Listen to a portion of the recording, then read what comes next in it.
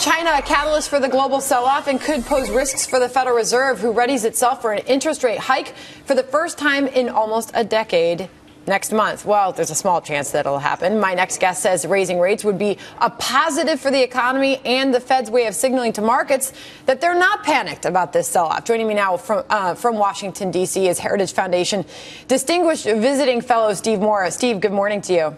Hi, Sandra. I wish I had sunk that basket. Free tuition. Wow.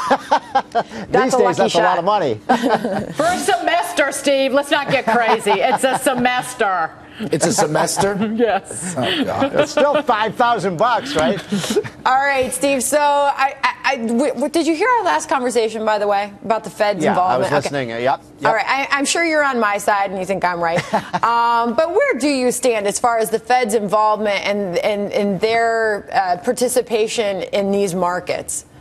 Well, first of all, I think that we spend way too much time obsessing about what the Fed is going to do. And quite frankly, I don't think whether the Fed raises rates by a quarter point or doesn't is in the long term, in terms of how the economy does, it's going to have much of an impact one way or the other. And the reason I would favor right now the Fed sticking with the plan, Sandra, and basically going forward with these with just a quarter point rise in interest rates sometime in the fall is, I think if they announce they're not going to do that, that is going to be surrendering to the fearmongers. And I think that's actually going to add to the kind of sense of panic that there's something fundamentally wrong with the American economy.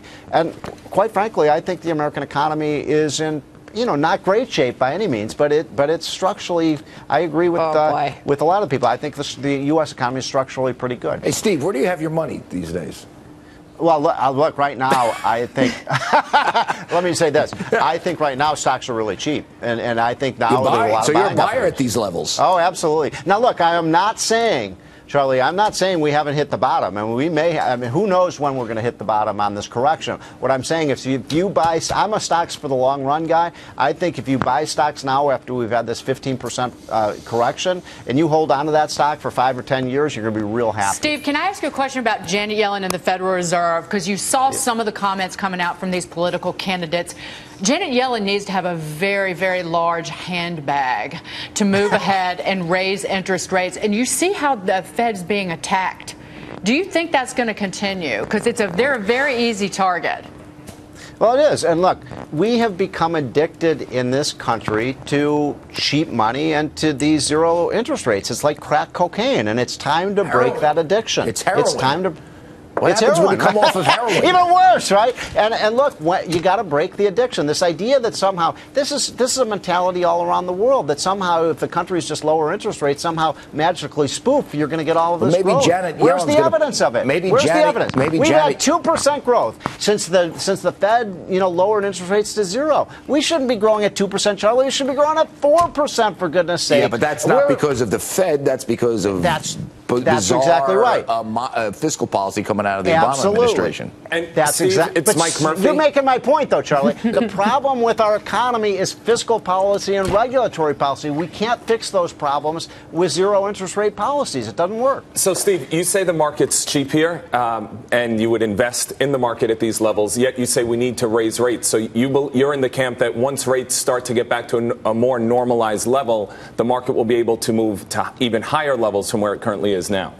Yeah, because look, stocks can only rise in value if companies are profitable. Right? I mean, sometimes we get away from these fundamentals. Stocks are stock values are a result of what the companies are making in terms of profits. And I think in the long term, the U.S. economy will perform a lot better, and business will perform a lot better if we return to normalcy. Agreed. And Charlie, you're exactly right. You start to raise the rates a little bit, but then you deal with the corporate tax. I mean, you want to see growth in this country? Oh, yeah. Cut the corporate income tax rate in half right now. All I know is the markets are not functioning properly with this level of involvement from the Federal Reserve. And that's merely my point, is that if you own a stock right now, you're owning the actions of the Federal Reserve. People should not invest in stocks because the company. I'm saying you're investing in a company because you are bullish on their growth. And you are bullish on the world. You're putting words in my mouth. I never said that. This is a cat fight. Why are you arguing with Charles Payne about it? He said you're doing a disservice to individual investors by saying that. This is a fight. I said that he said I was doing a disservice by pointing that out because it was it was breeding fear. Discouraging people from buying stocks. No, I was pointing out fact. He said I was breeding fear. I never said to not. I own stocks. But I buy stocks. Is discouraging people from buying stocks. Wait, I love this. To Dagen's point, by the way, September, the probability of a rate hike is 24%. Looking now in December after yesterday's sell-off, the probability of a rate hike in December is 49%. So it looks like they're pushing it out to next year, as far as Fed Fund futures are telling us, is the first rate hike. All right, Steve Moore, thanks for joining us this morning. Okay, thanks, guys. And if you're not going to invest in stocks, where are you going to put your money? 2% interest rates on, exactly. Come on. Say that. Yeah, let's loan some money to the federal government because that's a really great investment. Gordon Liddy says buy gold. Moving on.